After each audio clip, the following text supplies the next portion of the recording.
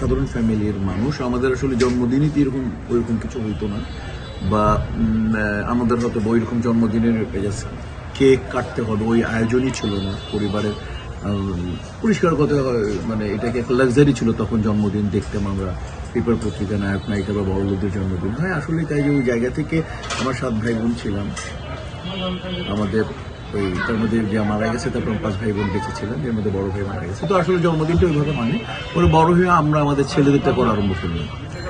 আমারও এরকম জন্মদিন আসলে আমি কখনো ভেবে করি না। আমি সাধারণত বলি যে আমি শিল্পী হচ্ছি সাধারণ মানুষের প্রতিনিধি, খেটে খাওয়া মানুষেরই কি বলবো যে খেটে খাওয়া মানুষেরই আমি একটা প্রতিনিধিত্ব করি।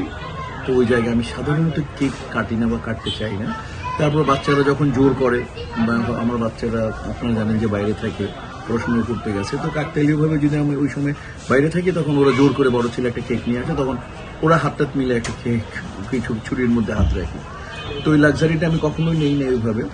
বাট এখন মিডিয়াতে যেহেতু সবাই জানে, সোশ্যাল মিডিয়ার যুগ, সবাই জেনে ফেলে আমার বার্থডে কবে। তো এর মধ্যে আমি কৃতজ্ঞতা জানাই সবচেয়ে আসলে চ্যানেল আইকে, ওনারা বরাবরই প্রত্যেক শিল্পী এবং সংস্কৃতি এবং শিল্পকে ভালোবাসে। তো ওনারা সবসময় মনে রাখেন, তখন আমি যতটুকু পারি তখন ওনাদের যে লাইভ শো হয় তারকা প্রথম ওখানে ডাক দেয়, এবং তারা একবার আমাকে মানে আমি জানিও না যে আমার ওয়াইফের ইন্টারভিউ নিছে তারা, তারপরে আমার ওয়াইফের বড় বোনের নিছে, আমার বাচ্চাদের নিছে, আমি তো সারপ্রাইজ। নায়াসিনামাইড ও স্যালিসাইলিক সমৃদ্ধ লিলি ফেস ওয়াশ যা ফেসের ডেড স্কিন সেল দূর করে দেয় দ্বিগুণ ফাস্টার ব্রাইটেনিং। আগামীকালকে যেহেতু আপনার বার্থডে, কালকে আসলে আপনার পরিকল্পনা কি বার্থডে নিয়ে? আসলে পরিকল্পনা বাবা মার কবর জিয়ারত করবো, বিশেষ দিনগুলোতে করি, রোজাতে যাই, বিশেষ দিনগুলোতে করি, এটা একটা ব্যাপার আছে। আর আমার ছোট ছেলে বাইরে আসছে, ওকে নিয়ে যাব বাবা মার মানে দাদাদের কবর জিয়ারত করবো। এরপরে আমার একটা চ্যানেলে আমার একটা ইন্টারভিউ আছে, ওই চ্যানেলে আমাকে যেতে হবে। এরপরে পরিবারকে সময় দিব। সবসময় তো যারা সেলিব্রিটি তারা হয়তো মানুষের কাছ থেকে সারপ্রাইজ পায়, কিন্তু আপনি ভাবির কাছ থেকে কোনো স্পেশাল কোনো সারপ্রাইজ পেয়েছেন কিনা? হ্যাঁ, তোমার ভাবি সবসময় মনে করো যে এই আমার ম্যারেজ ডেতে, আর ওনার তোমার ভাবি তো টিচার, ওনার একটা আর্ন করার একটা জায়গা আছে সবসময়। তো উনি আমাকে সবসময় মানে আমি পাঞ্জাবি খুব পছন্দ করি, পাঞ্জাবি অথবা পারফিউম বা শার্ট, উনি সবসময় আমাকে সবসময় তোমার ভাবি এটা কিনে আমাকে দেয়। শিল্পী সমিতির নেতৃত্বের সঙ্গে দীর্ঘ সময় পার করেছেন এবং এখনো আপনি শিল্পী সমিতির সভাপতি।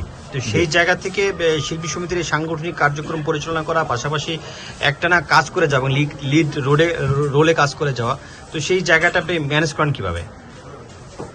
হ্যাঁ, এটা আসলে ম্যানেজ কি, যদিও আমি মনে করি সদিচ্ছা যদি থাকে, মানুষের সদিচ্ছা যদি থাকে এবং সে যদি তার কর্মে যদি স্বচ্ছতা থাকে এবং সে যদি সৎ থাকে, তাহলে ইনশাল্লাহ করা সম্ভব। মানে পেশার বাইরেও মানে বলে না যে এক্সট্রা কারিকুলাম হিসাবে, তো সেটা আমি বলবো যে আমার স্বচ্ছতা, আমার সততা, আমার ইচ্ছাও মানে মানুষকে খুশি করা। শিল্পী সমিতিতে অন্তত আপনারা দেখবেন যে আমি আমার জীবনে শিল্পী সমিতি করতে গিয়ে কখনো কেউ আমাকে নিয়ে একটি কথা বলেনি।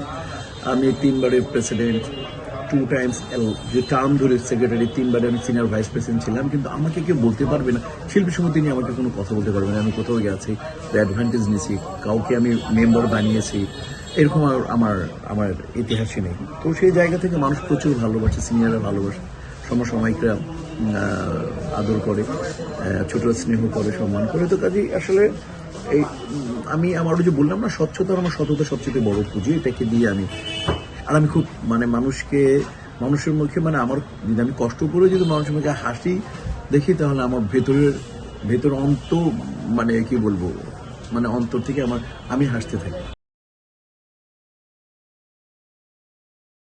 নায়াসিনামাইড ও স্যালিসাইলিক সমৃদ্ধ লিলি ফেস ওয়াশ যা ফেসের ডেড স্কিন সেল দূর করে দেয় দ্বিগুণ ফাস্টার ব্রাইটেনিং।